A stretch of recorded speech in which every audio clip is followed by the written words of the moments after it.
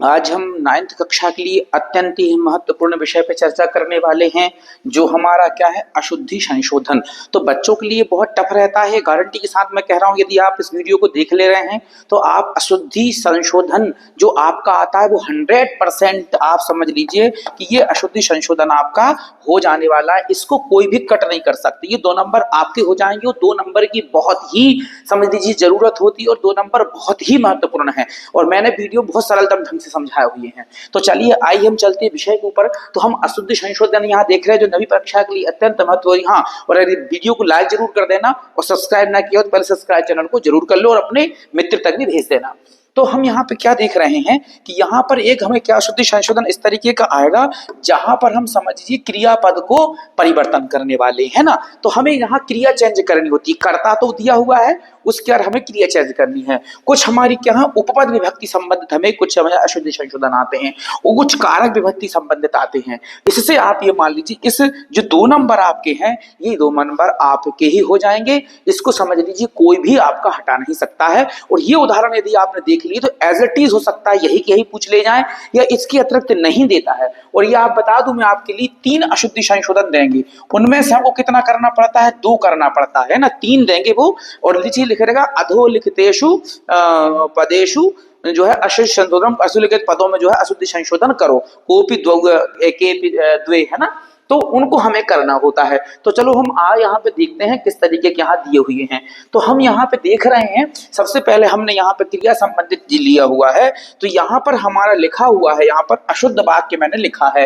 तो लिखा हुआ है रामः विद्यालयम गच्छन्ति। तो अब यहाँ पे ध्यान दीजिए बच्चों, रामः क्या है, यामा यहाँ पर कर्ता है ना। कर्ता में कौन विभक्ति है, प्रथमा विभक्ति दी हुई है। जब कर्ता में उन्होंने यहाँ प्रथमा विभक्ति दी हुई है तो हमें यहाँ पर समझ लीजिए आप, क्रिया में भी प्रथमा विभक्ति ही, मतलब कि एक वचन इसमें यदि है तो यहाँ भी हमारा एक वचन ही होना चाहिए। जबकि यहाँ क्या है, रामः रामु, रामः बहुवचन होता, और यहाँ गच्छति गच्छता गच्छन्ति बहुवचन क्रिया है। तो एक वचन का यदि करता है तो हम क्रिया भी एक वचन की यहाँ पे लगा देंगे। तो हमारा शुद्ध, यहाँ मैंने देखो लिख भी दिया हुआ है, शुद्ध वाक्य हमारा हो जाएगा रामः विद्यालयम गच्छति। तो गच्छन्ति बहुवचन था, हमने परिवर्तित करके कर दिया गच्छति, और ये हमने राइट मार्क लगा दिया, यही सही वाला निशान है ना, सही है। दूसरा इसी प्रकार का हमने यहाँ पे लिया हुआ है, लिखा है त्वम कुत्र गच्छति। तो यहाँ देखो, अब त्वम करता है, त्वम कुत्र गच्छति है ना। तो त्वम करता है, तो ये कौन सा है, तुम समझ लीजिए मध्यम पुरुष का करता है। कहाँ का है, मध्यम पुरुष का है। वो क्रिया कौन सी है, क्रिया अभी वर्तमान में जो हमारी दिख रही है वो प्रथम पुरुष की दिख रही है। जबकि कर्ता यदि मध्यम पुरुष का है तो क्रिया ही मध्यम पुरुष की होनी चाहिए। अभी तो दोनों वचन एक है, क्योंकि तुम युवाम यूयम होता है, तुम युवाम यूयम। तो यहाँ पर तुम तो जो है एक वचन तो है ही, गच्छति भी एक वचन है, लेकिन ये मध्यम पुरुष का कर्ता हो रहा है और क्रिया किसकी हो रही, प्रथम पुरुष की हो रही है। क्रिया किसकी होनी चाहिए, मध्यम पुरुष की क्रिया होनी चाहिए। तो मध्यम पुरुष की क्रिया करेंगे तो जाएगा त्वम कुत्र गच्छसि, है ना, गच्छसि हो जाएगा। तुम जहां पे आ गए समझ लो वहां पे सी कर देना है। तुम यदि आया तो क्या कर दोगे, सी वाला कर दो, गच्छसि या पठसि, है ना, भवसि, लिखसी। तो त्वम के योग में यहाँ पर समझ लीजिए, तो यह त्वम होने के कारण या मध्यम पुरुष होने के कारण यहाँ पर मध्यम पुरुष की ही क्रिया आ जाएगी। अब हम देखते हैं यहाँ पे तीसरा हमने जो उदाहरण लिया हुआ है, लिखा है अहम पुस्तकम पठति। तो अब यहाँ पर देखिए अहम कहाँ का है, ये जो अहम है समझ लीजिए, ये अहम कहाँ का है आपका, ये आपका अहम है उत्तम पुरुष का। कहाँ का है, उत्तम पुरुष का। अब यदि कर्ता आपका उत्तम पुरुष का हो गया तो आने वाली क्रिया किसकी होनी चाहिए, आपकी निश्चित है क्रिया भी किसकी होनी चाहिए, उत्तम पुरुष की होनी चाहिए, जो वर्तमान में किसकी है, प्रथम पुरुष की है ना। तो प्रथम पुरुष की क्रिया को हम हटाएंगे और उसको हटाकर के उसकी जगह क्या कर देंगे, हम उसकी जगह पे हम कर देंगे उत्तम पुरुष की। अभी प्रथम पुरुष की यहाँ पे लिखी हुई है, ये यहाँ पे लिखी थी, तो उसको क्या कर दिया हमने, उत्तम पुरुष की कर दी, तो हो गया अहम पुस्तकम पठामि। पहले क्या था, अहम पुस्तकम पठति, हमने यहाँ पर कर्ता उत्तम पुरुष का था, क्रिया भी उत्तम पुरुष की कर दी। तो आपको पहले वाला एक ये जरूर पक्ष देखना है, जिस स्तर पे आपको क्रिया को परिवर्तन करना होगा, और वहां पे हम क्रिया को परिवर्तन करके 1 नंबर का आप समझ लीजिए ऐसा आ जाएगा। फिर हम दूसरे देखते हैं अशुद्धि संशोधन में और किस तरीके देते हैं, जो प्रायः आते हैं। ये 10th क्लास के लिए भी अत्यंत महत्वपूर्ण है, केवल 9th ही नहीं। अब यहाँ पे हम यहाँ देख रहे हैं कि यहाँ पे हमारा समझ लीजिए दिया हुआ है कि नमः शब्द के योग में कौन सी विभक्ति हो जा रही है, नमः के योग में चतुर्थी विभक्ति हो जाती है। ध्यान दीजिए, जैसे ही नमः शब्द आएगा नमः के योग में चतुर्थी विभक्ति हो जाएगी। नमः स्वस्ति स्वाहा स्वधा अलंब खड़योगाच सूत्र, वहां नमः स्वस्ति इत्यादि शब्दों के योग चतुर्थी हो जाएगी। तो हमारा नमः के योग में जो प्रायः हमें पूछा ही जाता है और बहुत ही सरल है ये, आप यदि इन सबको देख लेंगे यही की यही आपको हो सकता है परीक्षा में पूछ लिए जाएंगे, इसलिए इनको बहुत अच्छे से देख लीजिए आप। तो इस तरफ हमने अशुद्ध वाले लिखे हुए हैं और यहाँ पे हमने शुद्ध वाले सही वाले लिखे हुए हैं। तो यहाँ पे जैसे पहले ही नंबर पे हमारा दिख रहा है रामम नमः, अब हम राम को नमस्कार कर रहे हैं तो होना तो चाहिए द्वितीया ही, लेकिन सूत्र लग जाने के कारण कौन सी हो जा रही है, चतुर्थी विभक्ति हो जा रही है। तो इसका सही हो जाएगा रामाय नमः, है ना, रामा आय लग जाएगा, ये समझ लो तुम। तो राम शब्द में क्या लग जाएगा, आय लग जाएगा। ये ट्रिक बाई है, ट्रिक जैसे समझ सकते हो, नहीं तो चतुर्थी समझे तो और अच्छी बात है, राम शब्द का चतुर्थी लग जाएगा। देखो रामाय आय लग गया, गणेशम नमः तो हो गया गणेशाय, गणेश में आय लग गया, गणेशाय नमः, है ना। शिवम नमः लिखा हुआ है तो शिवाय नमः या रामाय नमः, गणेशाय नमः, अध्यापकाय नमः, मोहनाय नमः, शिवाय नमः। तो आय लगा देंगे या चतुर्थ विभक्ति लगा देंगे तो समझ लीजिए आपका ये एक नंबर का, आपसे समझ लीजिए ऐसा प्रश्न आता ही आता है। इसलिए इनको आप बहुत ध्यान से देख लेना, समझ लेना और यही का यही आप लिख करके आ जाना। 100% समझ लीजिए 2 नंबर आपके कट होने वाले नहीं। अभी बच्चे घबरा जाते हैं, जाते हैं। अब हम देखो कि अशुद्ध संशोधन में और किस तरीके का पूछा जाता है। तो हम यदि तीसरा देख लें तो ये बस देखो दिखने के लिए जरूर देगा, घबराना मत, समझ लेना। गारंटी के साथ अगर आपने समझ लिया तो ये आपके 2 नंबर कट नहीं होने वाले हैं। यहां पे लिखा हुआ है अभितः परितः समया निकषा प्रतियोगित्वम द्वितीय होती है, इनके योग में द्वितीय विभक्ति हो जाती। कौन सी होती है, द्वितीय विभक्ति होती है। तो अब हम यहाँ पे देखते हैं, मैंने अशुद्ध शब्द लिखा हुआ है और केवल आप अभितः या परितः, पहले तो परितः ही पूछते हैं। केवल और केवल एक शब्द देंगे इनमें से आपको परितः, ध्यान देना, केवल और केवल। परितः शब्द अगर आ जाएगा, परितः का अर्थ होता है चारों ओर, अभितः का मतलब होता है दोनों ओर। तो जिसकी बात हो रही होगी, जिसके दोनों या चारों ओर की बात हो रही, वहां द्वितीय विभक्ति हो जाएगी। खैर अब थोड़ा सा और सरलता समझिए, जैसे लिखा था ग्रामस्य परितः पुष्पाणि संति, है ना, गांव के चारों ओर क्या है, पुष्प हैं, पुष्पाणि संति। तो अब यहां पर हम यह देखेंगे कि गांव के था तो सही, गांव के चारों ओर है, लेकिन ये वाला जो लाइन आपकी आ गई, इसने यह कह दिया कि अगर गांव के चारों ओर है तो जिसके चारों ओर से द्वितीय हो जाएगी। तो ग्रामस्य ना करके हम क्या कर देंगे, ग्रामम। पहले था ग्रामस्य, ग्रामस्य नहीं रहेगा, क्या हो जाएगा, ग्रामम परितः, गांव के चारों ओर पुष्पाणि संति। तो अगर परितः शब्द आ गया तो आपको जिसके परितः, ग्रामम या गृहम या विद्यालयम, है ना, इत्यादि यही शब्द आएंगे, इनमें से हट करके कोई नहीं आता है। तो आपको ग्रामम कर दिया, है ना, यहाँ पर हमने गृहम कर दिया, गृहम परितः, गृहस्य परितः पुष्पाणि संति, तो हमने कर दिया गृहम परितः पुष्पाणि संति, है ना, या गृहम होता या ग्राम कुछ भी होता। दूसरा देखो यहाँ पर, दूसरा हमने अशुद्धि संशोधन लिया है, विद्यालय से परितः बनानी संति। हमारा जो वन है, जैसे विद्या गुरुकुल चलते थे, वो विद्यालय का परितः चारों ओर वन ही वन है।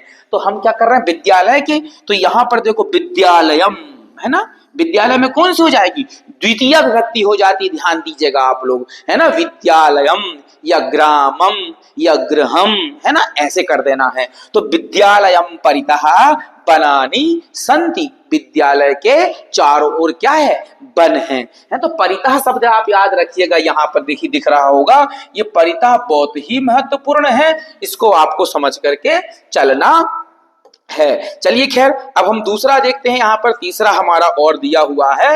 अब हम क्या देखेंगे अशुद्धि संशोधन में, यहाँ पर कि ग्रामस्य अभितः वृक्षौ स्तः, गांव के दोनों ओर वृक्ष हैं। जब हम गांव जा रहे हैं, गांव में हैं, तो गांव के दोनों ओर क्या वृक्ष हैं, वृक्षौ स्तः। अभितः का मतलब होता है दोनों ओर, तो ग्रामस्य अभितः, तो ग्रामस्य था तो ग्राम अभितः शब्द आ गया, तो अभितः शब्द के हम योग में क्या कर देंगे, द्वितीय कर देंगे। तो क्या हो गया, ग्रामम अभितः वृक्षौ स्तः, गांव के दोनों ओर क्या है, वृक्ष हैं। ठीक है, तो इस तरीके से करके आपको जब भी यदि अभितः या परितः आए, पहले मैंने बता ही दिया आपको, प्रायः परितः पूछा जाएगा, तो आपको चिंता नहीं करनी है, इसमें द्वितीय विभक्ति का योग करके लिख देना है। अब हम चलते हैं अगली स्लाइड पर और हमने यहाँ पर लिखा हुआ है, यह भी उतना ही महत्वपूर्ण है जितना नमः या अभितः था। ये भी कई बार पूछा जाएगा और 100% यदि आपने इनको कर लिया तो आपको अतिरिक्त परेशान नहीं होना है।